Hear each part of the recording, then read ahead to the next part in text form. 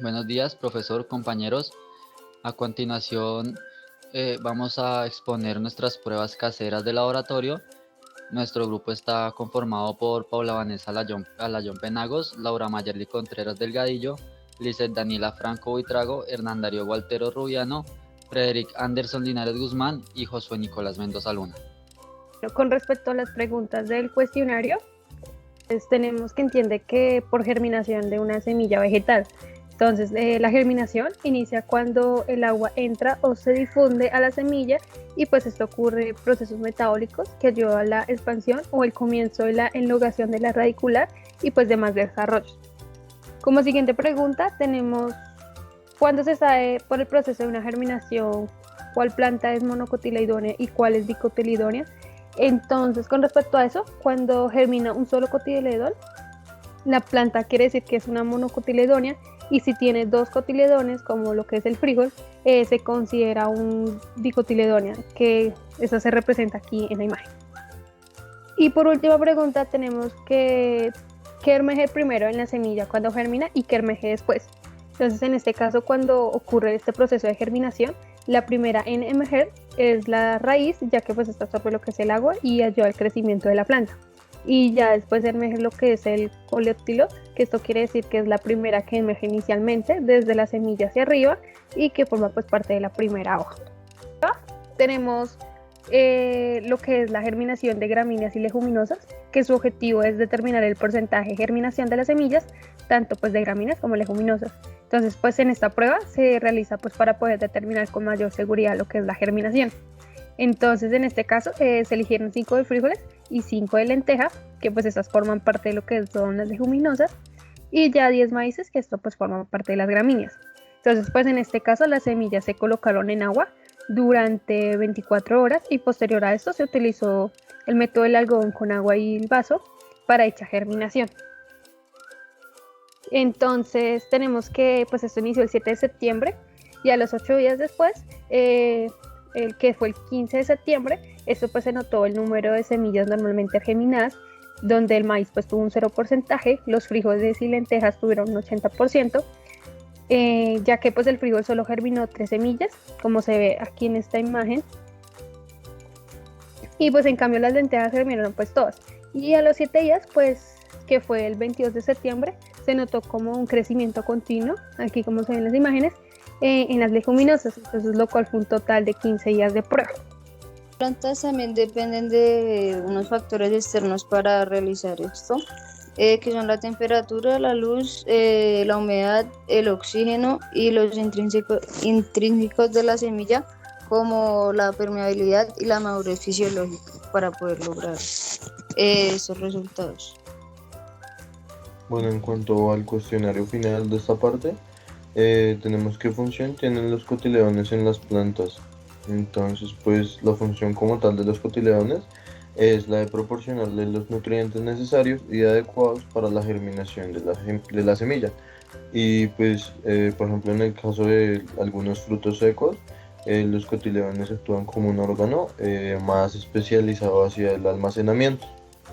También en cuanto a la segunda pregunta de qué clase de proceso es la germinación y cuál es su importancia en las plantas, en este pues tenemos que la importancia es principalmente que la planta pueda lograr su desarrollo, que pueda iniciar como esta etapa en la que empieza a desarrollarse y pueda empezar a conseguir los nutrientes y todo lo demás que pues ella necesita para suplir sus requerimientos y pues así crecer de forma óptima. La tercera pregunta, encontramos qué diferencias morfológicas se observan en la germinación de plantas, gramíneas y leguminosas.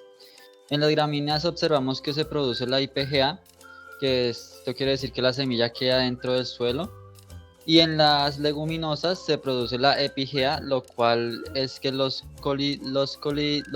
cotiledones quedan en la superficie del suelo. Tenemos la primera prueba, que pues esta era la de estrés hídrico por factores ambientales. Entonces en esta prueba se tomaron dos macetas, una planta iba a destinársele el riego pues común y corriente en función del agua que necesitara y a la otra planta se le iba a dejar de suministrar el agua. Entonces Principalmente vamos a presentarles unas características que pues estas plantas tenían. Siguiente, por favor. Bueno, las tomas y pues el inicio del experimento fue el 30 de octubre y finalizó el 10 de noviembre. En las primeras tomas, la altura inicial, que pues, fue tomada en centímetros, fue de 7 centímetros para la planta con riego y la planta sin riego de 8 centímetros. Sus alturas finales fueron de 11 centímetros y 12 centímetros respectivamente. En cuanto al peso verde o pues la masa como tal que tenía la planta, el inicio de la planta con riego fue de 6 gramos y en la planta sin riego fue de 7 gramos. Y al final del experimento observamos que la planta con riego tenía 12 gramos de peso verde y la planta sin riego 10 gramos. Y también pues tomamos algunas medidas o características que pues evidenciamos a medida que pasaba el tiempo. Entonces, por ejemplo, en la planta con riego, las hojas eran más verdes, también se evidenció un mayor número y presencia de estas. El crecimiento pues fue siempre constante y pues estas fueron como sus principales características.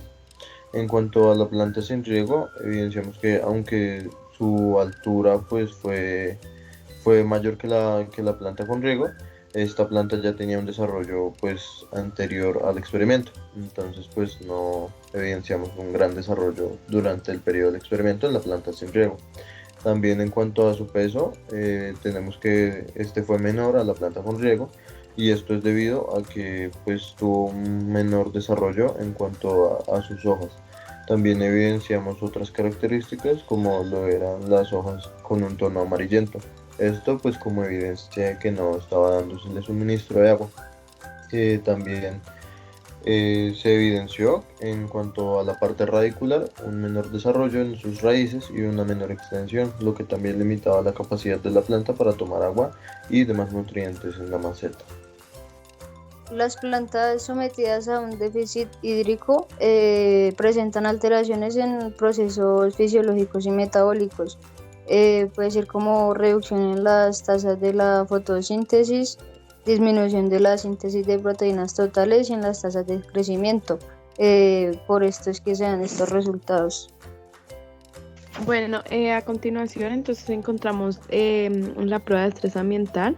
Entonces encontramos el estrés salino, que básicamente tenemos que tener en cuenta que cuando las plantas son sometidas a un nivel alto de sal, pues estas impiden que su respiración y su crecimiento sea el adecuado e impiden que los nutrientes del agua limpia lleguen a la planta y puedan estar saludables. Entonces el riego con agua saludable y el riego salino. En riego del agua saludable entonces encontramos que al inicio fueron de 20 centímetros y al final de 26 centímetros. Su peso verde en el inicio de la prueba fue de 5 gramos y al final de 15 gramos. Podemos observar que es una planta rigorosa, de hojas verdes, hipotónica, o sea sana, que digamos es su crecimiento es el adecuado. Y encontramos con la de riego salino, entonces básicamente se inició su tamaño o su altura de 19 centímetros y al final de 22 centímetros. Su peso inicial fue de 5 gramos y su peso final fue de 10 gramos. Pudimos concluir que su aspecto es una planta flácida, sus hojas están deshidratadas y caídas y pues básicamente no está teniendo la nutrición adecuada y esto lleva a que la planta pues esté sufriendo una deshidratación. Bueno, entonces a continuación podemos ver la prueba de estrés ambiental, la de estrés nutricional. Entonces básicamente el experimento se realizó realizando una suplementación o suministración de urea a una prueba y a la otra no.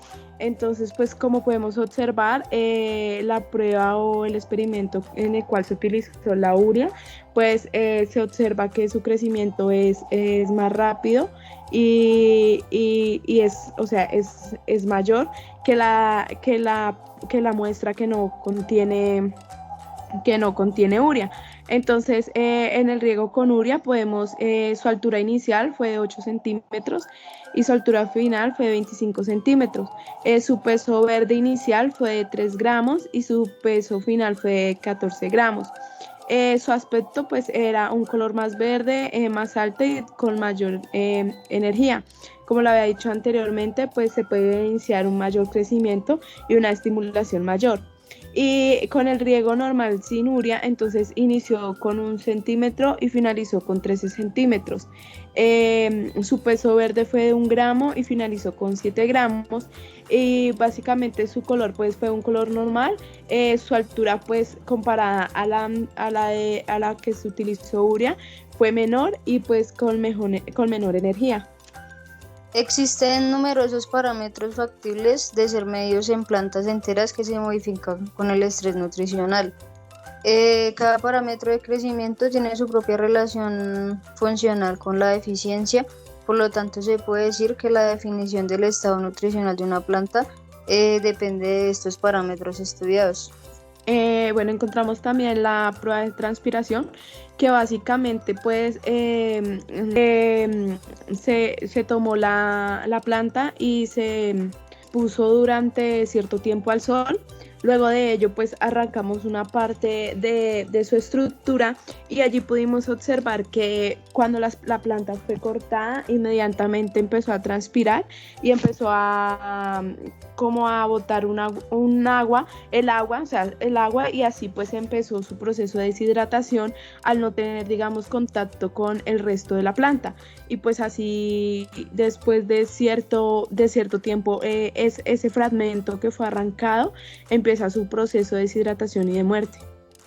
En la segunda prueba de transpiración realizamos que ponemos la planta en el agua y agregamos el aceite.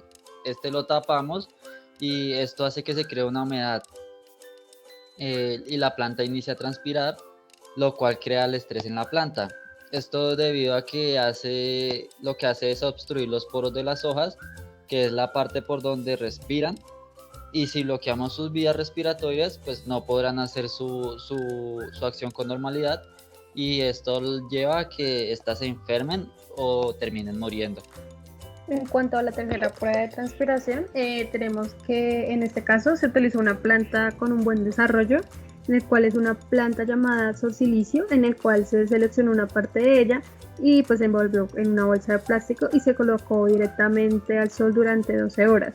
Entonces esto se puede evidenciar que en 1 hora después pues, de haber hecho pues, este proceso está ocurriendo el proceso de transpiración, lo cual pues es la pérdida de agua en forma de vapor.